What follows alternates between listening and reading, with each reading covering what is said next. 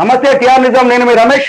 ఇంకో వార్త, గత మన కాంగ్రెస్ ప్రభుత్వం వచ్చి 15 నెలలు పూర్తి చేసుకున్నది. కానీ ఈ రోజు ఫుల్ఫిల్ గా దానికి సంబంధించినటువంటి శాఖలన్నీ ఫుల్ఫిల్ కాలేదు. దానికి సంబంధించినటువంటి ఊహగాలు కొద్ది మందికి వస్తాయి అని చెప్పేసి అంటారు. 6 పోస్టులు ఉన్నాయి. 6 పోస్టులలో కూడా కొద్ది మందికి ఇస్తామని చెప్పేసి, అది కుల సమీకరణ ఆధారంగా కూడా వస్తుందని చెప్పేసి గత 10 రోజుల నుంచి చర్చలు జరుగుతున్నాయి. అందులో భాగంగానే అందరూ అధినాయకత్వం దగ్గరికి పోయి మాకు పదవి కావాలని చెప్పేసి అంటా ఉన్నారు. ఇంకోటి కూడా, వాళ్ళు వివిధ పార్టీలలోకి వచ్చినటువంటి వాళ్ళకు కూడా ఇంతకు ముందే వాళ్లకు హామీ ఇచ్చినట్టు. దాంట్లో భాగంగా కోమటిరెడ్డి రాజగోపాల్ రెడ్డికి గడ్డం వివేక్ కూడా ఇస్తుందని చెప్పేసి అంటారు. ఇంకా ఉన్నటువంటి వాళ్ళకు కూడా కొద్దిగా ఉద్వాసనగా పలకాల్సిన సందర్భం ఉంటుంది. కొద్దిమందికి మార్పులు చేర్పులు ఉంటాయని చెప్పేసి అంటారు. అందులో ప్రధాన వార్తగా అన్ని పేపర్లు వచ్చి కీలక శాఖలలో మార్పు ఉండొచ్చు అని చెప్పేసి ఇది ఒక వార్త ఇచ్చింది. ఇది ఆంధ్రజ్యోతిలో ఉన్నది. కేబినెట్ విస్తరణతో పాటు పలువురు మంత్రుల శాఖల మార్పిడి జరుగుతుందని చెప్పేసి, ఉగాది తర్వాత 3వ తారీఖున ముహూర్తం అని చెప్పేసి అంటారు. ఏదేమైనప్పటికీ కూడా ఇది తొందరగా ఫుల్ఫిల్ కావాల్సిన సందర్భం ఉంటుంది. గత ప్రభుత్వంలో కూడా ఇదే జరిగింది. అట్లా జరగకుండా ఏ శాఖకు ఆ శాఖ అమలు చేస్తే అందరిగా ఫుల్ఫిల్ గా ఉంటుందని చెప్పేసి, ఈ రోజు శాంతి భద్రతలు ప్రతిరోజు అఘాతం కలుగుతానే. ముఖ్యమంత్రి దగ్గర 5 శాఖలు ఉన్నాయని చెప్పేసి ప్రతిపక్షాలు లేవనిస్తాను. మొన్న ఎంఎంపీఎస్ ట్రైన్ లో ఒక మహిళ పైన అత్యాచారాన్ని జరిగేటువంటి సంఘటన జరిగిందంటే అక్కడ ఉన్నటువంటి వ్యవస్థలు చూసుకోవడం జరిగింది. కాబట్టి ఎవరి శాఖలు వాళ్ళకి ఇస్తే వాళ్ళకు ఫుల్ఫిల్ గా ఉంటాయని చెప్పేసి జనం అంటారు. అందులో భాగంగా కేబినెట్ విస్తరణ జరుగుతా ఉన్నది. అందులో కొద్దిగా ఉద్వాసన అటు ఇటు మార్పులు చేర్పులు జరుగుతాయని చెప్పేసి అంటారు. ఇంకోటి, ఇది మన విజయశాంతిని తీసుకొచ్చి కొత్త పదవి ఇచ్చేసి కొండ సురేఖను మార్చడానికి ఊహాగానాలు వస్తాయి. ఒకవేళ అలాంటివి జరిగితే ఈ రోజు మన ప్రభుత్వం పైన వ్యతిరేకత వచ్చే ఆలోచన ఉన్నది. కాబట్టి మార్చకపోవచ్చు అని చెప్పేసి మేధావులు అభిప్రాయంగా చెప్తా ఉన్నారు. ఇచ్చిన అధిష్టానం పట్ల విశ్వాసం, శాఖ నిర్వహణలోనే జాగ్రత్తలు తీసుకునే వారికి ప్రధాన శాఖలు అప్పగిస్తామని చెప్పేసి అంటారు. కాంగ్రెస్ హైకమాండ్ తుది నిర్ణయం అంటారు. ఇప్పటికే తుది నివేదికలు తెప్పించుకున్న పెద్దలు సీఎం వద్ద ఉంటున్న విద్యాశాఖ, హోంశాఖ అని చెప్పేసి అంటారు. ఉగాది లేదా 2వ తారీఖు 4వ తారీఖు లోపల ప్రమాణ స్వీకారం ఉంటుందని చెప్పేసి అంటారు. అందులో ఎవరైతే వాళ్ళ శుభాకాంక్షలు టీఆర్ నుంచి తెలియజేస్తాను. ఇంకోటి, 3.15 కోట్ల మందికి సన్నబియ్యం ఇస్తారట్నాయిగా. పాపం ఇక చూడాలి. ఎందుకంటే మరి ఇన్ని రోజులు 30 రూపాయలు పెట్టినామంటారు. 30 రూపాయలు పెట్టి బియ్యం ఇస్తాను, రూపాయి కిలో ఇస్తారు. ఏ ఒక్కరు ఆ బోల్ లేదు. బాగుపడే సందర్భాలు అక్కడెక్కడ అమ్ముకుంటారని చెప్పేసి అంటారు. మనం కూడా ఊళ్ళలో చూస్తాను. సన్నబియ్యం వచ్చే శుభ పరిణామం. కానీ ఈ రోజు మన రాష్ట్రం కానీ దేశం కానీ అభివృద్ధి చెందుతుందని చెప్పేసి అంటారు తప్ప ఎక్కడ అభివృద్ధి చెందినట్టు కనపడతలేదు.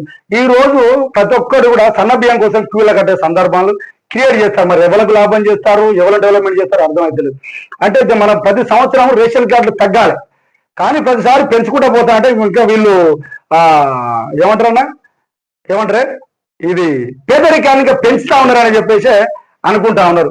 కాబట్టి దీన్ని ఆలోచించాలి. మరి సన్నబియ్యం వల్లనే చేసి మీ సన్నబియ్యం ఇస్తానం పోయి ఇదే మొత్తం అభివృద్ధి అంటారా, లేకపోతే వాళ్ళు అభివృద్ధి చెందడానికి ఏమైనా చూస్తారో ఈ కాంగ్రెస్ ప్రభుత్వం ఆలోచించాలని చెప్పేసి అంటాను. ఎందుకంటే గతంలో ఏం లేవు. వాస్తవానికి ఏంటంటే ఏమున్నా కూడా కేసీఆర్ ఏం పనులు చేయలేదు, ఏం కథ చేయలేదు. ఇంతకుముందు బీసీ కార్పొరేషన్ దాన్ని బండ పెట్టిండు, ఎస్సీ కార్పొరేషన్ దళిత బంధం చెప్పి దాన్ని బండ పెట్టిండు. అంటే ఏమైనా ఉపాధి అవకాశాలు లేకుండా చేసిండు. ఈ రోజు వీళ్ళ వల్ల ఏమైనా ఉపయోగం జరుగుతుంది అనుకుంటే వీళ్ళు సన్నబియ్యం ఇస్తామని చెప్పేసి మళ్ళీ కొత్త రాగం ఎత్తుకున్నారు.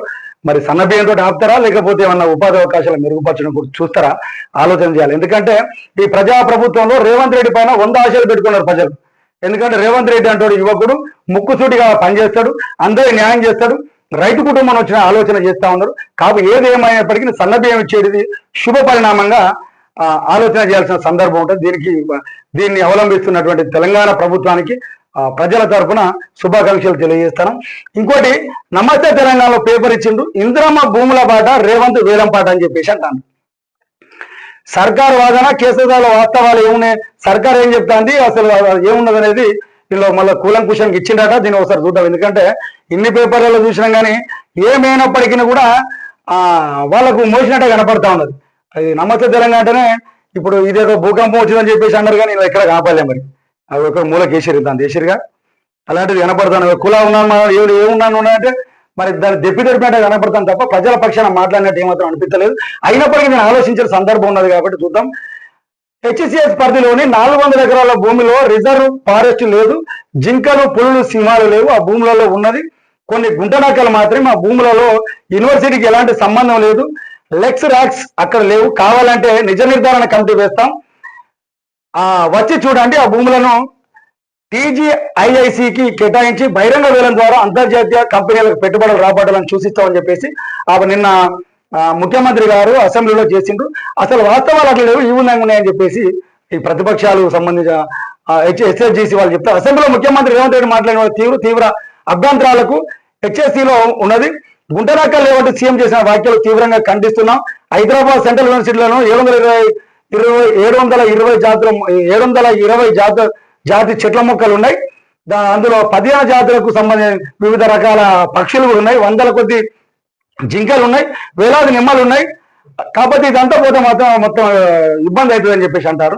అయితే రేవంత్ రెడ్డి నేను ఏమంటే కోర్టుకు పోయి మేము దీన్ని సాధించినాం, దీన్ని రాష్ట్రం అభివృద్ధి చెందాలంటే దీన్ని ఏదో ఉపయోగపడాలనే సందర్భం ఉంటుంది. ఏదేమైనప్పటికీ మన తెలంగాణ రాష్ట్రంలో ఈ రోజు 400 ఎకరాల ఉన్నటువంటి అడవి ఈ రోజు హైదరాబాద్కి ఆక్సిజన్ అందిస్తా ఉన్నది.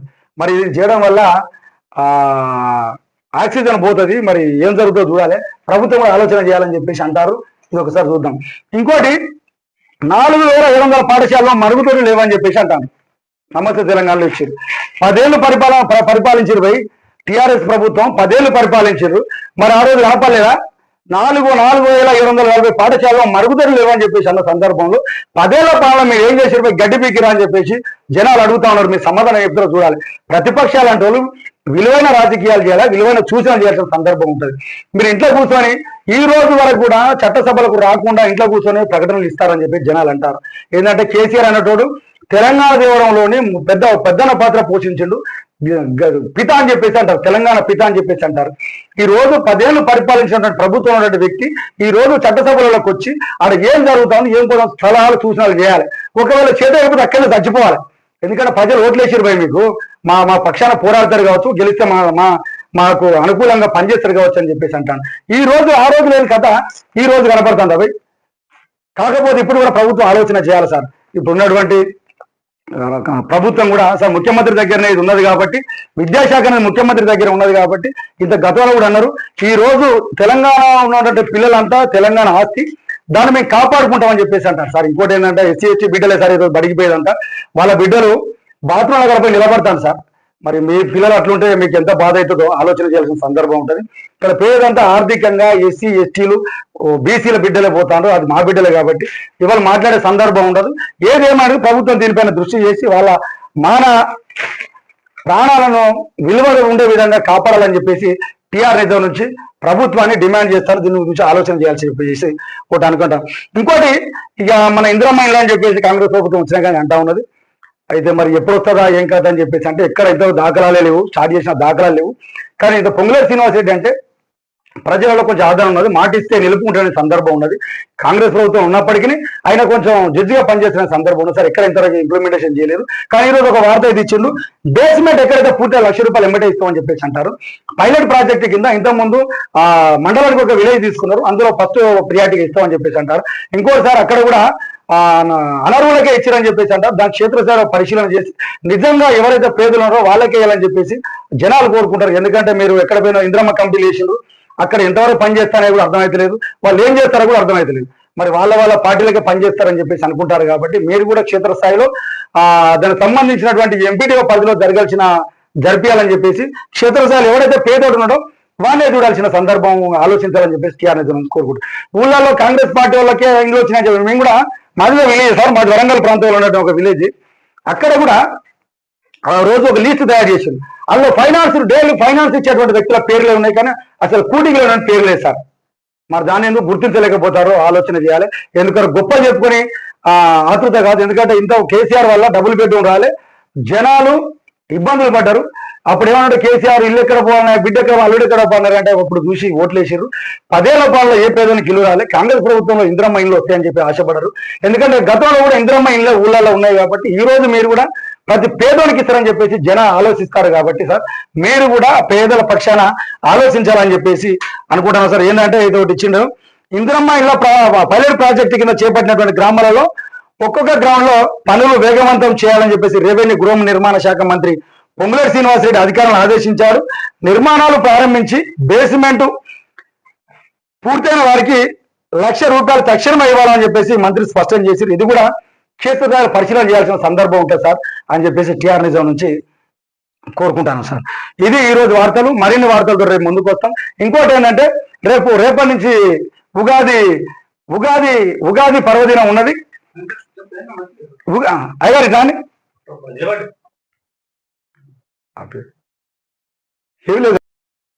నమస్తే టిఆర్ నిజాం, నేను మీ రమేష్. ఈ రోజు అమావాస్య ఉన్నది. రేపు మన తెలుగు ప్రజల యొక్క ఉగాది పండుగ ఉన్నది. రేపు ఉగాది పండుగ సంబంధించి పంచాంగ శ్రావణము మన రామశాస్త్రి చేత రేపు ప్రత్యక్ష ప్రసారం ఉంటది. కాబట్టి టిఆర్ నిజాం ప్రేక్షకులకు అది శుభపరిణామంగా చూస్తే ప్రతి ఒక్కరు వీక్షించాలి. మీ యొక్క రాశి ఫలాలు ఏ విధంగా ఉన్నాయో రేపు ఉదయము 10 గంటల టైంలో మీకు ప్రత్యక్ష ప్రసారం చేస్తాం. వీలైన వాళ్ళు మీకు ఫోన్ ద్వారా కూడా మేము అందిస్తాము. మీకు మా నెంబర్ వచ్చేసి 9550342705. ఆ నెంబర్కు కాల్ చేయండి. రేపు 10 గంటలకు పంచాంగ శ్రవణం జరుగుతుంది. కాబట్టి మీరు ఎక్కువ మంది, ఇంకోటి ఏంటంటే ఇది ప్రతిరోజు ప్రజల పక్షాన్ని పోరాడుతుంది, అది సిద్ధంగా ఉంటుంది. అయ్యగారు మీ పేరేం పేరు? రాము శాస్త్రి చేత రేపు పంచాంగ శ్రవణం ఉంటుంది. ఈయన అమ్మవారి యొక్క భక్తుడు, అమ్మవారి ఆరాధన చేస్తాడు. కాబట్టి అన్ని కుటుంబాలు సుఖశాంతాలు ఉండాలని చెప్పేసి దీవించేటువంటి కార్యక్రమం ఉంటుంది. కాబట్టి ప్రతి ఒక్కరు దీన్ని రేపు పొద్దుగాల వీక్షించాలని చెప్పేసి టిఆర్ నిజాం నుంచి కోరుకుంటాం. మళ్ళీసారి నెంబర్ చెప్తాను. మీ ఫోన్ ద్వారా 9550342705కి కాల్ చేయండి. ఎందుకంటే నేను ప్రజల పక్షాన ప్రతిరోజు పోరాటం చేస్తాను. టిఆర్ నిజం చెప్తుంది. కాబట్టి ఎక్కువ మంది దీన్ని సబ్స్క్రైబ్ చేయాలని చెప్పేసి అందరినీ కోరుకుంటున్నాం. ఉగాది శుభాకాంక్షలు.